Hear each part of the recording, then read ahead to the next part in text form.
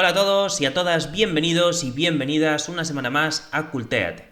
La semana pasada hablamos sobre adaptación literaria para personas neurotípicas y personas con TEA, cómo hacerlo desde un punto de vista de inclusión, así como cuáles son los paradigmas más importantes que debemos tener en cuenta al realizar este tipo de adaptaciones de materiales literarios, para que sean eficaces, efectivos, no se pierda contenido ni se pierda conocimiento a la hora de transmitirlos. Nos vale también para cualquier tipo de material literario, no estamos hablando solamente de libros de texto. De hecho, estamos bastante alejados de hablar de libros de texto solamente. Esto se puede extrapolar a cuentos, se puede extrapolar a fábulas o se puede extrapolar a cualquier tipo de material literario que nos imaginemos. Dentro de estos paradigmas de los que hablamos, los mencionamos un poquito por encima, los mencionamos como bloques, como el bloque ilustrativo, como el bloque lingüístico, como el bloque interactivo, etc. Y en los próximos vídeos, incluyendo el vídeo de esta semana, ahondaremos un poquito más en cada uno de estos bloques. Concretamente hoy hablaremos del bloque ilustrativo y de cómo deberíamos o de cómo se deberían, digamos, adaptar estas ilustraciones o qué tipo de ilustraciones deberíamos de utilizar o qué deberíamos de tener en cuenta a la hora de escoger o no escoger unas ilustraciones para que los materiales que debamos adaptar o que queramos construir desde cero sean lo suficientemente eficaces y sean lo suficientemente potentes como para poder tratar con niños y niñas TEA, así como con niños y niñas neurotípicos y neurotípicas, sin que se pierda ni el contenido, ni el mensaje, ni tampoco el posible aprendizaje. Así que vamos con ello.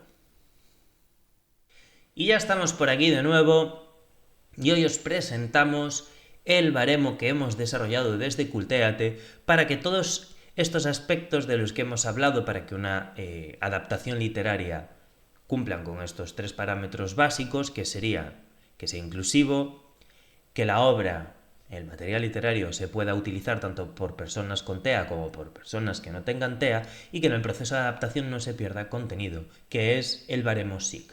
Es la primera vez que utilizo esta herramienta de grabación de pantalla, entonces no tengo muy claro si se va a ver del todo bien.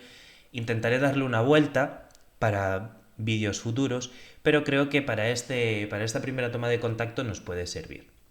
En el vídeo de hoy hablaremos de uno de los bloques principales que componen todas las características que debemos tener en cuenta para que esta adaptación se produzca de un modo eficaz y satisfactorio.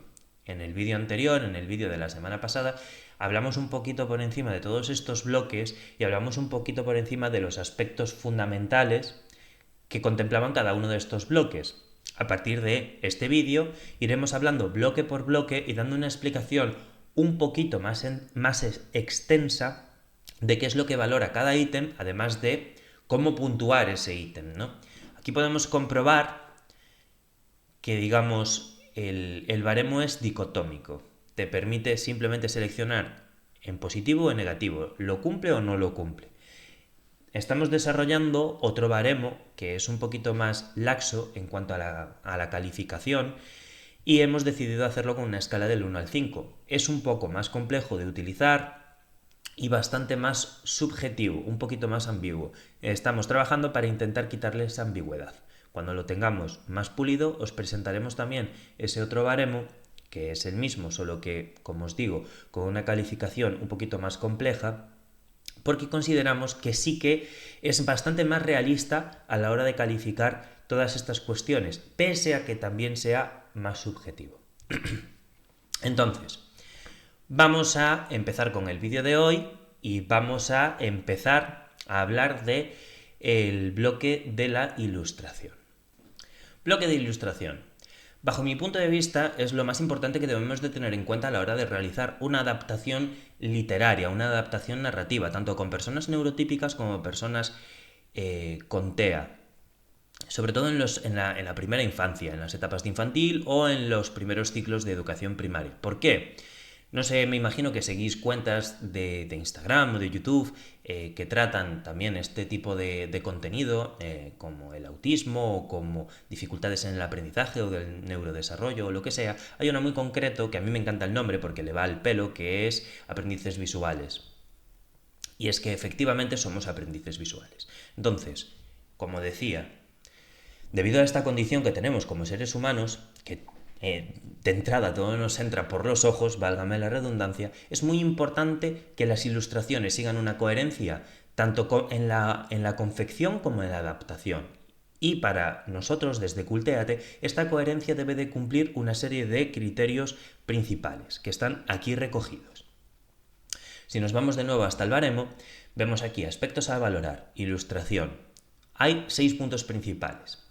Iremos uno a uno. Vamos al primero. Ilustraciones como apoyo directo de la narración, si la hubiera. Si la hubiera es importante porque hay materiales literarios que no necesariamente tienen por qué tener narración. Pueden ser materiales que están pensados para desarrollar el tacto, o que simplemente lo que recogen son ilustraciones con imágenes, con distintos tipos de composiciones de color, etc. Entonces, en caso de que tenga narración, tanto a la hora de confeccionar el material como a la hora de adaptar el material, aunque parezca una obviedad, esta narración, que pongamos por ejemplo, pone en el libro, Pablo salta por la ventana porque ha aprendido a volar. Bueno, pues es importante que la ilustración que acompañe esa imagen sea Pablo saltando por la ventana y volando. ¿Por qué digo esto? Aunque sea una obviedad. ¿Por qué se recoge aquí? Aunque sea una obviedad. Porque hay diferentes materiales, o a la hora de adaptar nosotros y nosotras estos materiales, lo pasamos por alto, porque estamos tan preocupados del contenido, de lo que realmente queremos transmitir, que algo tan fundamental como es la ilustración lo olvidamos. Entonces, es un punto clave, es un punto fundamental que no debemos pasar por alto, y por eso está aquí recogido como el primero además. Punto número 2. Las ilustraciones están realizadas con trazos gruesos o normales. Simplemente lo que quiere decir es que las siluetas, los contornos de todas las figuras que nosotros y nosotras queramos que aparezcan reflejadas en esa lámina deben de estar correctamente remarcadas. Para una persona neurotípica, o para una persona que no tenga ningún tipo de dificultad o de trastorno cognitivo, dificultad en el aprendizaje me refiero, o que no tenga ningún tipo de condición neurológica, en principio, quizás resulte llamativo la mezcla de color, o el intentar averiguar qué es lo que le intenta representar esa amalgama de colores, pero para una persona con TEA esto es una dificultad añadida y probablemente perdamos su atención antes de que se interese siquiera por intentar averiguar qué es lo que está viendo. También puede ser que no, puede ser que le llame muchísimo la atención pues como digo, toda esa mezcla de color tan llamativa, sobre todo si son colores llamativos. Pero en principio no va a ser lo que suceda, ¿vale?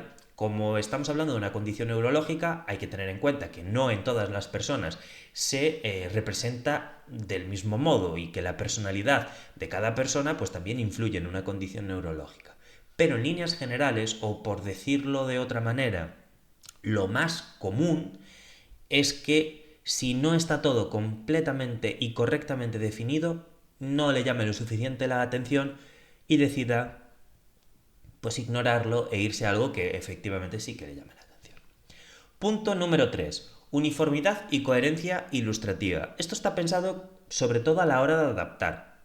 Como ya dije al principio, nosotros hemos desarrollado esto como una herramienta de adaptación, aunque también se puede utilizar como una herramienta de confección. Si tú quieres crear un material desde el principio, puedes tener en cuenta también estos aspectos fundamentales y puedes confeccionarlo. Pero si lo que queremos es adaptar, evidentemente debemos de tener en cuenta que coger simplemente una hoja de Canva, vamos a suponer, y decimos, vale, pues quiero adaptar esta actividad que tengo, que me sirve con todas estas personas, con todos estos niños y estas niñas, pero claro, tengo la versión gratuita de Canva y no puedo utilizar siempre el mismo tipo de ilustración o el mismo tipo de confección ilustrativa para todas las imágenes, pero más o menos pues voy saliendo del paso. ¿Qué sucede aquí? En general, o con personas que no tengan ningún tipo de trastorno cognitivo, dificultad en el aprendizaje o condición neurológica particular, esto va a ser llamativo, simplemente sea algo anecdótico y ya está. Pero para una persona con TEA, o que tenga cierta predisposición a que todo aquello que se salga de lo común o que se salga de lo preestablecido, ¿no? Cuando hablamos de la inflexibilidad, esto puede resultar un choque tan grande que probablemente le genere, voy a decir ansiedad, porque ahora mismo no me sale un término más adecuado en directo, pero sí, o sea, le genere un rechazo lo suficientemente grande como para que ni siquiera quiera seguir avanzando en el contenido, porque debido a esa inflexibilidad percibe una serie de criterios tan dispares entre sí a la hora de escoger las ilustraciones que ya no le apetece continuar avanzando en el contenido, con lo que la uniformidad y la coherencia ilustrativa es tan o más importante como que las ilustraciones sean un apoyo directo de la narración. Punto número 4. No presenta elementos que supongan una distracción, como imágenes que no aportan al guión principal. Esto es una pincelada, esto es una vuelta de tuerca. Si nosotros queremos expresar, nosotros o nosotras queremos expresar, por ejemplo, que Pedro salta por la ventana y aprende a volar, pues dibujaríamos una ventana y a Pedro saltando por la ventana y bueno, con algún tipo de apoyo ilustrativo que nos indique que Pedro pues, está volando. ¿Qué elementos no aportarían demasiado a esa ilustración? Una rama con un pájaro, que tenga una flor, con una estrella, que tenga una carita sonriente y nos esté guiñando un ojo. Todos estos elementos son elementos distractores. En etapas más avanzadas de la educación, estos elementos distractores que sirven como apoyo de la ilustración principal y que al final lo que te permiten es generar un ambiente narrativo, en las primeras etapas, cuando hablamos con personas con TEA, lo único que suponen es distracciones. Si nosotros queremos transmitir un conocimiento o una idea muy concreta, hay que intentar evitar, en la medida de lo posible y sin que se quede la cosa pues muy sosa, pero hay que evitar en la medida de lo posible todos estos elementos distractores.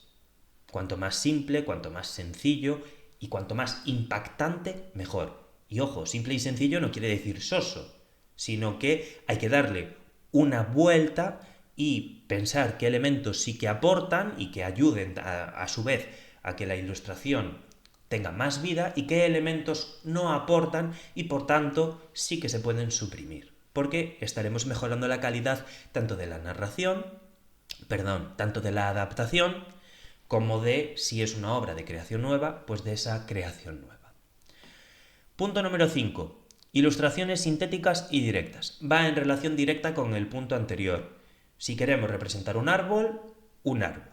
Si queremos representar un nido, sin grandes florituras, sin que queramos inspirarnos a través de la obra de Van Gogh y que todo sea pues esotérico o que tenga una composición cromática muy compleja, claro, directo y a lo que estamos haciendo siempre va a ser mejor.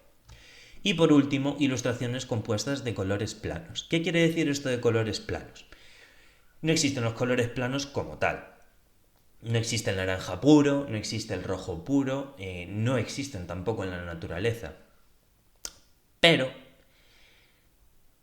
cuando intentamos o cuando estamos adaptando un material literario, debemos de intentar que los colores sean lo más sencillos de interpretar visualmente posibles.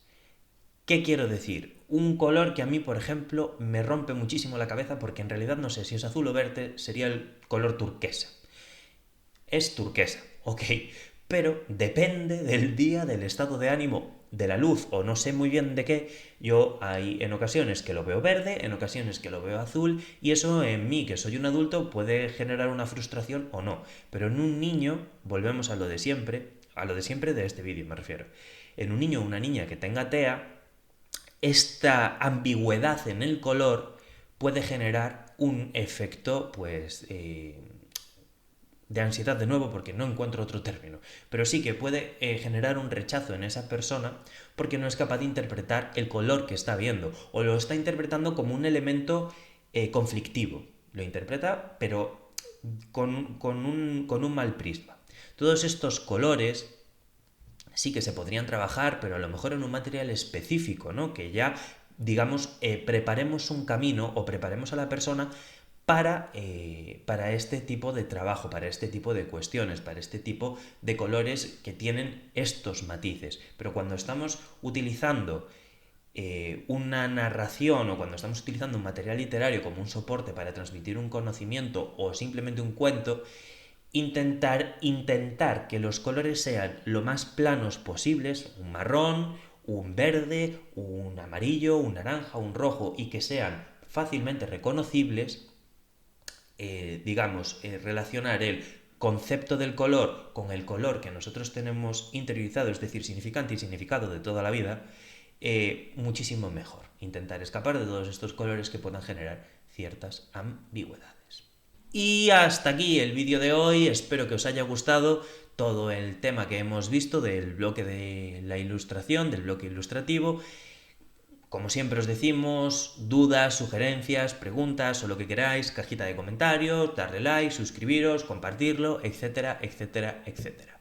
Disculpad si hoy no he estado igual, lo más animado es que tengo cierto catarro, pero bueno, espero que os haya gustado el vídeo, que os haya servido y nada más. El próximo día veremos el siguiente apartado dentro del Baremosic. La introducción ya no será tan extensa como en el vídeo de hoy porque ya será innecesario. Y nada más, nos vemos la semana que viene. Chao, chao.